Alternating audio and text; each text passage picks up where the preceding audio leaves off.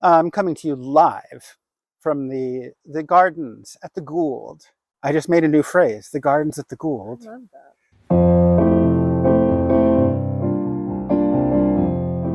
Well, it was inspired by multiple things, but primarily the fact that Fred and I had spent some time sharing a studio apartment in Berkeley. We also kind of, in the course of our first few years of our friendships, talked about like some of the things that happen when you have roommates, particularly when you have roommates like not like college age, but like when you're past that and you're sort of adults.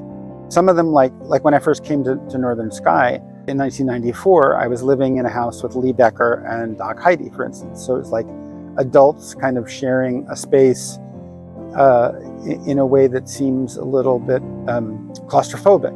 What can go wrong, what can go right. And so after Guys on Ice, we were looking for something to do as a follow-up. Fred loved the idea of exploring like what happens to men in isolation when they're free to like be the slobs that they really want to be, or drink beer at 8 o'clock in the morning. Fill in the blanks of whatever that means to you. The range of musical styles is really fun, and it's definitely one of the joys just of seeing the show get put back together, just hearing it with different voices. Sometimes when enough years go by, you kind of forget, like, oh yeah, I wrote that. It's like, because it's a very fun and silly show. We wrote it in the early 2000s, so we were perhaps under the influence of like Friends and Seinfeld. It's a little bit more of a sitcom-y kind of a thing.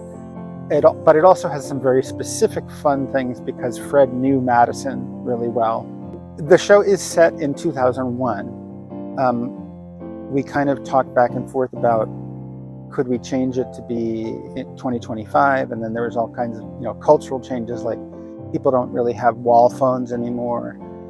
Guys tend to either be looking at their phone or playing video games at all times if they live together, and we didn't really want that to happen. So it makes sense to leave it in 2001. I hope that they just come away with having had some fun, maybe humming a song or two, and appreciating all the great things that Fred Alley was and is.